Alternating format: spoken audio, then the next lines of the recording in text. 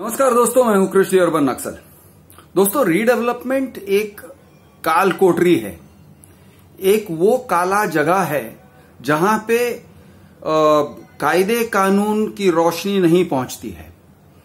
Legislative black hole है। कायदे कानून के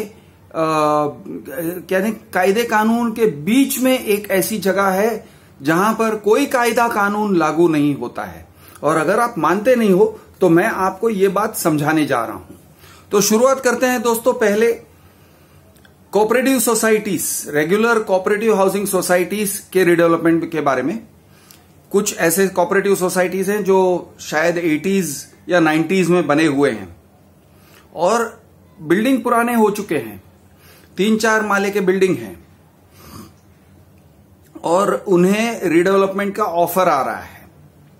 अब आप कहोगे, क्रिश, हमने डेवलपमेंट एग्रीमेंट साइन कर दिया, हमारे मैनेजिंग कमेटी ने डेवलपमेंट एग्रीमेंट साइन किया है, हमने ट्राइपार्टाइट एग्रीमेंट साइन किया है, मतलब सब कुछ कानून के हिसाब से हो रहा है, परफेक्ट है, टकाटक है, एकदम ट्रैक पर है।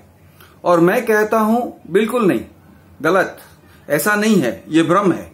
वो जो ट्रैक जिसके ऊपर आपको भरोसा है, डेवलपमेंट एग्रीमेंट, ट्राइपार्टाइट एग्रीमेंट वगैरह, भ्रम है, पूरी भ्रमित है।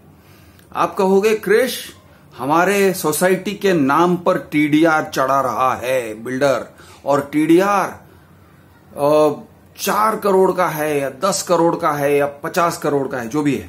तो आप कहोगे ये एसेट हमारे सोसाइटी के नाम पर बिल्डर चढ़ा रहा है, मतलब अब तो हमें तसल्ली रखनी चाहिए ना कि बिल्डर के इंटेंशंस सही है, इरादे अच्छे हैं, नेक हैं, वो यानी पूरा बिल्डिंग रीडेवलपमेंट करके रहेगा और हमें अपना फ्लैट देके रहेगा, ऐसे सोचना चाहिए ना। मैं कहता हूं नहीं सोचना चाहिए, ऐसे नहीं सोचना चाहिए और ऐसा नहीं है। जो आप सोच रहे हो वैसा नहीं है। आप सोच रहे हो कि हमारे नाम पे एक सिक्योरिटी है, जैसे कि बिल्डर ने अपने जेवरात आपके पास रख दिए हैं, गलत, ऐसे नहीं है।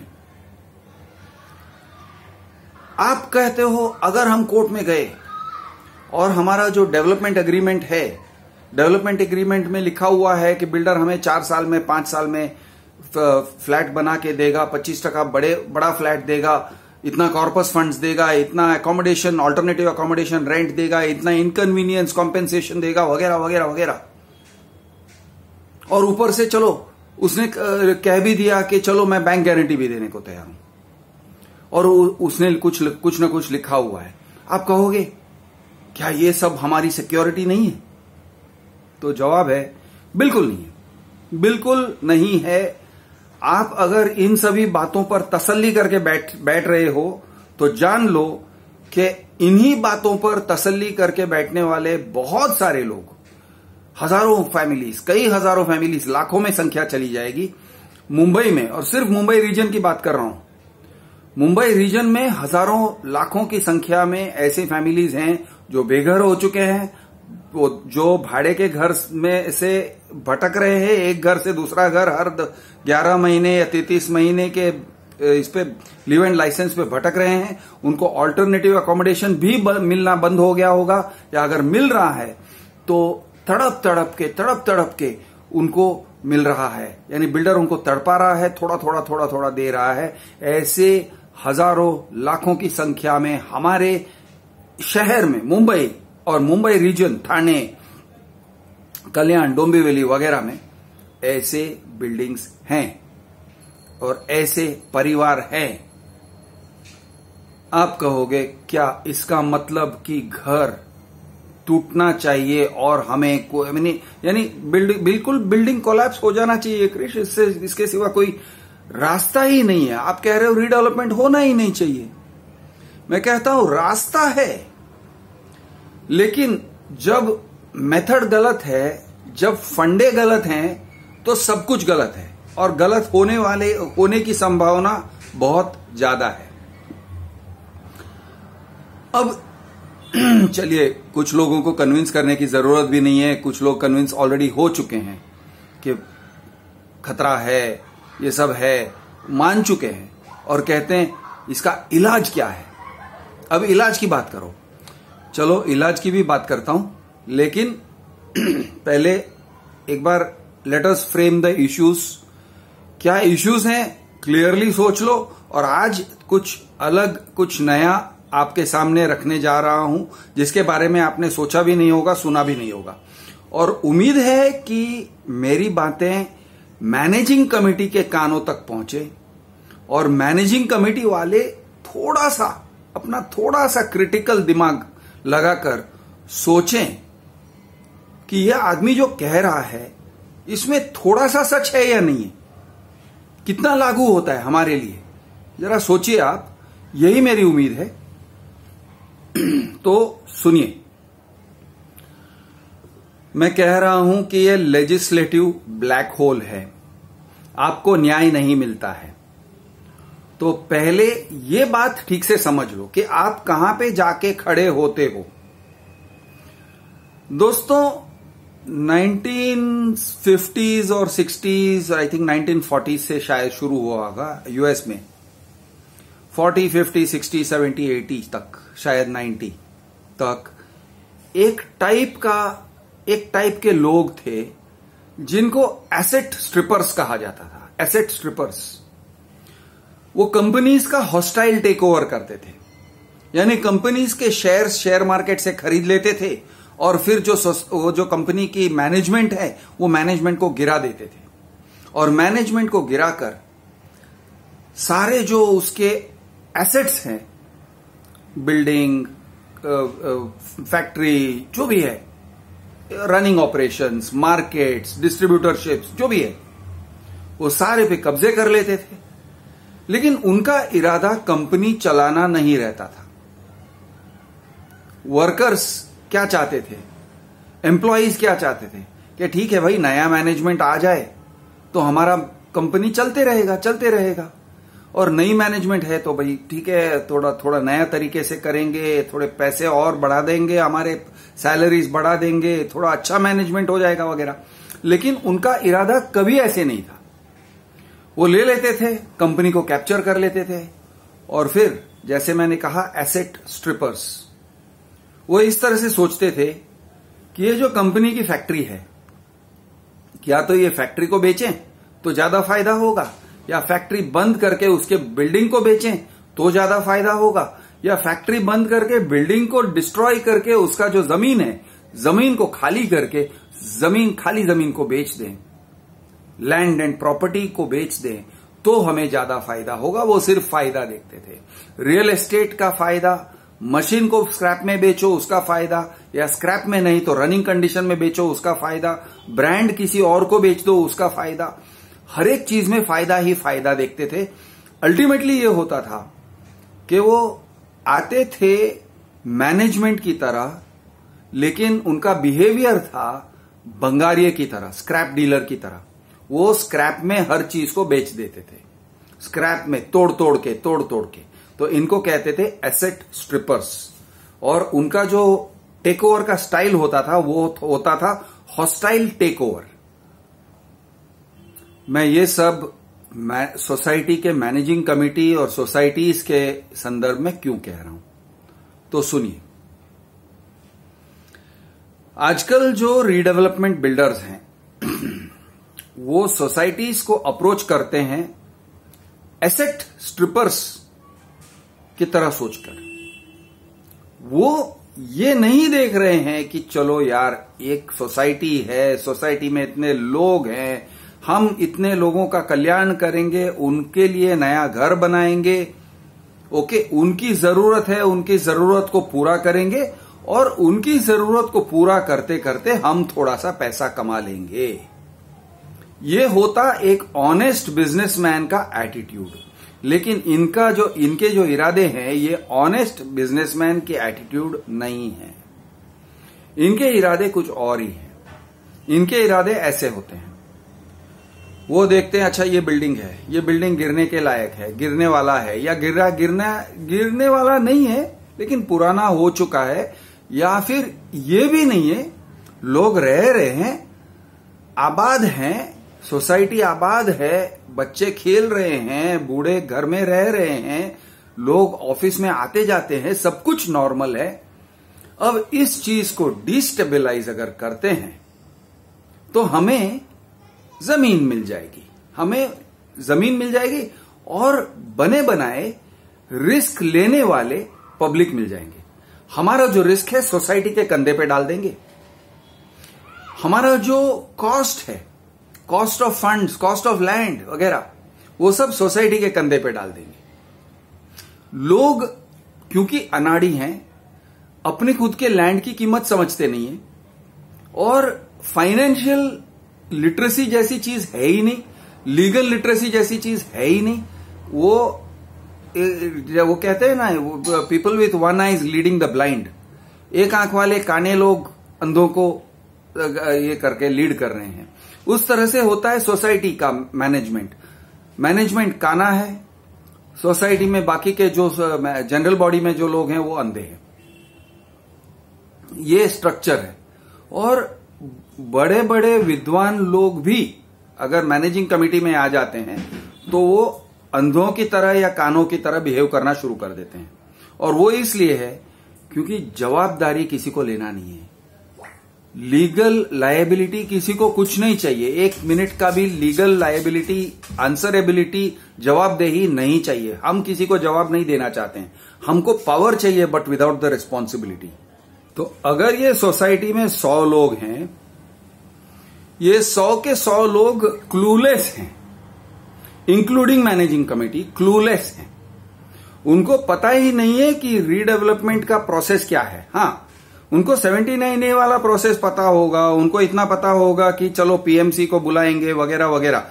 लेकिन ये डील का जो स्ट्रक्चरिंग है, ये डील कैसे किया जा रहा है, ये डील में रिस्क डिस्ट्रीब्यूशन क्या है, ये डील में प्रॉफिट डिस्ट्रीब्यूशन क्या है, ये डील में लॉस डिस्ट्रीब्यूशन क्या है, टाइम के हिसाब से chronologically what is the process, और ये प्रोसेस क्या वहीं जा रहा है जहां पे हम जाना चाहते हैं, या जाना था कहीं और पहुंच गए कहीं। इस तरह से होने वाला है। तो आपको मैं समझा रहा हूं कि क्या होता है और इसे अपोज कैसे करना है, यह भी बात इसी में आ जाएगी। तो पहली बात समझ लो, आप अगर एक कोऑपरेटिव हाउसिंग सोसाइटी हो, आप बेसिकली अपने आप को सेल्फ डिस्ट्रक्ट करने जा रहे हो। You are going to press the self destruct button. बहुत सारे इसमें, या शिप अगर ये शिप है, जहाज है, तो वो जहाज को you are going to scuttle the ship. आप अपने ही लोगों से कह रहे हो कि कुल्हाड़ी ले लो और शिप को तोड़ो भाई, खचाखच काटो। ये करने जा रहे हो आप लोग, कोई भी रीडेवलपमेंट में। और खास करके मैं बात कर रहा हूं अभी कोऑपरेटिव हाउसिंग सोसाइटीज की रीडेवलपमेंट की। 30-40 साल 80s का फ्लैट बिल्डिंग या उस टाइप के, और भी चीजों को, और दूसरे कुछ बातें हैं जो अप्लाई होते हैं, इसलिए मैं उसको बाजू में रख रहा हूं फिलहाल। अब आप अपने आप को सेल्फ डिस्ट्रक्ट करने जा रहे हो। क्यों? क्योंकि आप जब एक बार सोसाइटी बिखर जाएगा तो कोऑपरेटिव्स रजिस्ट्रार का जुरिस्डिक्शन नहीं रहेगा। प्लीज नोट, जैसे ही आप एक बिल्डर के साथ डेवलपमेंट एग्रीमेंट कर रहे हो और सोसाइटी ने बिल्डर को पोजेशन दे दिया, पीसफुल पोजेशन दे देते हो आप अपने प्रेमिसेस के, वो कॉन्ट्रैक्ट के अंडर आप लोग बाउंड हो कि अब आप उससे वो कब्जा वापस नहीं लोगे जब तक वो आपको कब्जा नहीं देता है। तो आप चले गए वनवास में, सब लोग अपने अपने वनवास में, कोई पनवेल, कोई यानी किधर भी, दूर अंबरनाथ, इधर उधर, वाशी, विरार वगैरह वगैरह वगैरह, सब पालघर, सब लोग अपने अपनी जगह पे चले गए वनवास में। और कुछ लोग चले जाते हैं ओल्ड पीपल्स होम में, आश्रम में चले जाते हैं, और कुछ लोग चले जाते हैं अपने बच्चों के साथ रहने अगर बूढ़े हैं, और कुछ लोग चले जाते हैं जो यानी भाड़े के घर में, और भाड़ा रेगुलरली मिलेगा ऐसे बिल्डर आपको भरोसा दिलाता है। और क्योंकि वो आपके ऊपर, यानी आप ऐसे समझ रहे हो कि वो आपके ऊपर उपकार करने आया है, क्योंकि आपकी मेंटालिटी है, लोगों की मेंटालिटी है कि बिल्डर इज अ सेवियर। अरे वो इस तरह की मेंटालिटी है। ये मैं आपको एक पैराफ्रेज करके दिखा रहा हूं। कुछ लोग होते हैं, उनको अपने लड़की के बारे में बड़ा लो सेल्फ एस्टीम होता है और बहुत ही एक क्या कहते हैं, एक बहुत गिरा हुआ ओपिनियन होता है अपने बेटी के बारे में। तो अरे हमारी बेटी को कौन ब्याहेगा, ये दूल्हा राजा आया है भाई, मौका है ले लो, नहीं तो फिर ये हाथ से निकल जाएगा तो लड़की ऐसे ही घर में बैठेगी। तो ये टाइप का मेंटालिटी होता है लोगों का, सोसाइटी वालों का, मैनेजिंग कमेटी का खास। और मैनेजिंग कमेटी इसी तरह से लोगों को समझाते हैं, अरे भाई रीडेवलपमेंट वाला बिल्डर आया है, ले लो, उसको कर लेने दो अपना काम, नहीं तो हमारा बिल्डिंग गिर जाएगा और कोई पूछने वाला भी नहीं रहेगा। ये टाइप से सोचते हैं। अभी पहली बात, आपके पास क्या है, तो आपको ये याद रखना चाहिए कि आपका जो जमीन है ना, प्लॉट, वो जमीन आपके बिल्डिंग का कलेक्टिव एसेट है। वो लैंड प्लॉट जो है वो आपका एसेट है। वो एसेट का वैल्यू क्या है एक बार जान के ले लो। पहले, सबसे पहले किसी सर्वेयर से या इस तरह से कोई भी एक्सपर्ट से या प्रोजेक्ट मैनेजमेंट कंसल्टेंट को बुलाओ, एंगेज करो, भाई हमारे जमीन का रियलिस्टिक मार्केट वैल्यू एक बताओ। एक पे भरोसा मत करो, दो पे भरोसा मत करो, 3, एक रिपोर्ट बनवा लो। वो रिपोर्ट बना के मार्केट में घुमाओ कि ये जमीन का वैल्यू क्या है।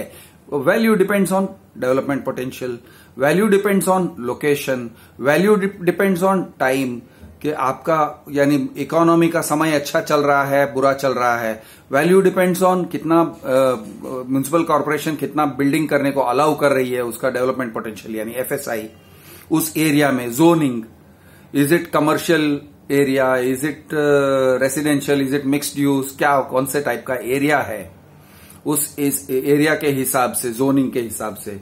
वैल्यू ऑल्सो डिपेंड्स ऑन भाई यहां पानी की अवेलेबिलिटी क्या है वगैरह, वहां का डिमांड क्या है, आसपास में क्या है, मॉल है, थिएटर है, ऑफिसेस हैं, क्या है, उसके ऊपर सब वैल्यू डिपेंड करेगा लैंड का। तो वैल्यू डिपेंड्स, शॉर्ट में कहूं तो, ऑन मार्केट फैक्टर्स। अब ये सही चीज का क्या होगा इसमें, सही काम, एकदम सही काम, एकदम सही काम ये होगा अगर सभी लोग कहेंगे, सोसाइटी वाले कहेंगे, चलो ये लैंड का असेसमेंट ले लो, एक उसकी कुंडली तैयार करो, जमीन की कुंडली तैयार करवाओ बाय अ पीएमसी, और फिर कोई आउटराइट हमसे जमीन खरीदेगा, हम उसको बेच देंगे, आउटराइट सेल। फिर वो 20 करोड़ का जमीन हो, 50 करोड़ का जमीन हो, 100 करोड़ का हो, 200 का हो, 2000 का हो, जो भी है।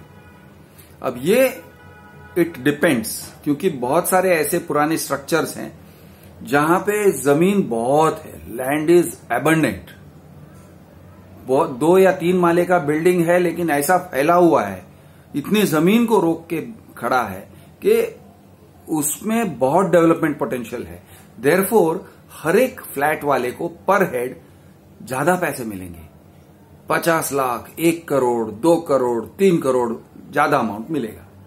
तो जमीन का कीमत क्या है, मार्केट वैल्यू क्या है, ये असेस करो। अभी ये असेसमेंट के लिए उतावल मत करो भाई, 6 महीने में होने वाला काम नहीं है, 1 साल में होने वाला काम नहीं है।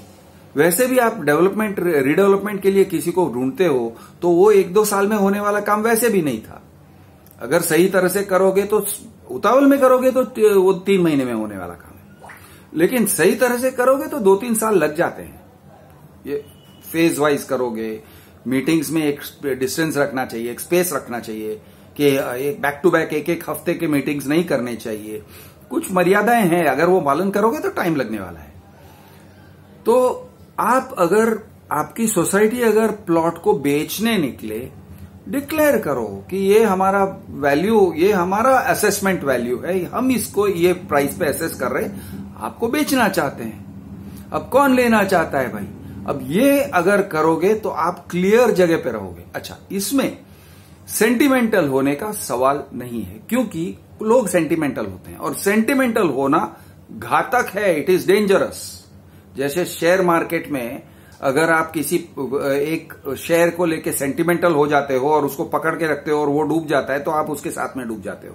सेम वे इसमें अगर प्रॉपर्टी कोई खरीद रहा है तो ये मत बोलो कि नहीं तुम इसके एक्सचेंज में मुझे बार्टर सिस्टम में मुझे फ्लैट दे दो, वो सब मत करो।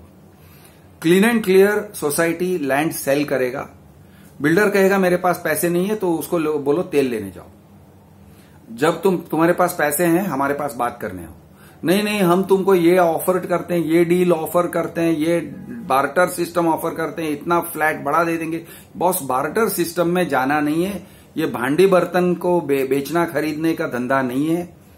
आप जानते होंगे, मेरे उम्र के लोग, कुछ लोग जानते हैं कि वो भांडी बोल के आते थे और ट्रेडिंग करते थे, बार्टर सिस्टम करते थे, वो भी अनाड़ी हाउसवाइफ्स के साथ, कि तुम हमको कपड़े दो, हम तुमको बर्तन देंगे, और बहुत सारे साड़ी और ये वो सब निकालते थे औरतें, और फिर उसके सामने वो लोग 2 बर्तन, 3 बर्तन, 1 कटोरी, ऐसे सब ट्रेडिंग करते थे। तो ये बार्टर सिस्टम में मत जाओ, आपको कुछ समझ में नहीं आता है। पैसे के सिस्टम में जाओ जो सिविलाइज्ड है। अब अगर कहोगे नहीं मुझे यहीं पे रहना है, कुछ लोग, बूढ़े लोग ऐसे कहते हैं, नहीं नहीं मेरी तो यहां से अर्थी उठेगी, अब मुझे यहीं रहना है। बॉस, वैसे भी ये रीडेवलपमेंट में जाएगा तो 5-10 साल के लिए आप यहीं नहीं रहोगे, आप कहीं और रहोगे, और आपके सारे ये जमीन के साथ रिश्ते नाते सब टूट जाएंगे। और जब ये नया बिल्डिंग बनेगा तो वो उसको आप रिकॉग्नाइज नहीं कर सकोगे। सोसाइटी में नए लोग आ जाएंगे, ओके, और वो लोग है ना ज्यादा पैसे वाले होंगे। जो रिहैब कंपोनेंट होते हैं ना, उनसे ज्यादा पैसे वाले होते हैं सेल कंपोनेंट वाले। तो अगर 100 लोग हैं रिहैब वाले, तो 200 लोग आएंगे सेल वाले। तो आपका सोसाइटी का पूरा हुलिया बदल जाएगा, उसका पूरा पर्सनालिटी बदलने वाला है। तो आप इस जमीन को लेके सेंटिमेंटल मत रहो कि नहीं नहीं मुझे यहीं पे रहना। ये अच्छा, सोसाइटी का नाम, तो जैसे कि मेरा पुरानी सोसाइटी का नाम था न्यू शिव कृपा। सेंटिमेंटल होने की कोई जरूरत नहीं है, वो नाम बदल जाता है, पूरा नाम बदल जाएगा। So and so Avenue, so and so कुछ भी हो जाएगा, हाइट्स, निर्मल हाइट्स और ऐसे सब नाम दे देंगे, कुछ नहीं बचता है। न जमीन का हुलिया बचेगा, न कोई सोसाइटी का फील बचेगा, न कुछ। अब इसको अपोज कैसे करना है? तो अपोज दोस्तों, पहली बात है, आप ये मत सोचो कि हम जुडिशियली कैसे जाएं, कोऑपरेटिव रजिस्ट्रार के पास जाएंगे, ये सब मत करो। आप पॉलिटिकली ऑर्गेनाइज हो जाओ, और जो लोग सोचते नहीं है, द अनथिंकिंग मेजॉरिटी, उनको साथ में कैसे लेना है, उनको अप्रोच करो, उनके पास बात करो, उनके यहां जाओ, दिवाली के डब्बे लेके जाओ, बॉक्स लेके जाओ। कोई बियर पीता है तो उसको बियर के लिए बाहर लेके जाओ, चल बियर पी के आते हैं। कोई चाय पीता है तो उसको चाय नाश्ते के लिए बाहर लेके जाओ। जो किसी को जलेबी गाठिया चाहिए तो उसको जलेबी गाठिया खिलाओ, लेकिन उसके साथ बात करो, एंगेज करो। एंगेज करके अपनी जो नंबर्स हैं उनको बढ़ाओ। आप ओपोनेंट्स मत, दुश्मन मत हो जाओ, उनके दुश्मन आप मत हो जाओ। दुश्मन होने से कुछ नहीं होने वाला है, वो आपके ही सोसाइटी वाले हैं, चाहे उनका मत आपसे अलग है, लेकिन उनसे यारी दोस्ती बनाए रखो और उनको कन्वर्ट करो अपने तरफ। इसके बारे में और भी मैं बताऊंगा। मैं हूं आपका दोस्त कृष द अर्बन नक्सल। जय महाराष्ट्र, जय हिंद।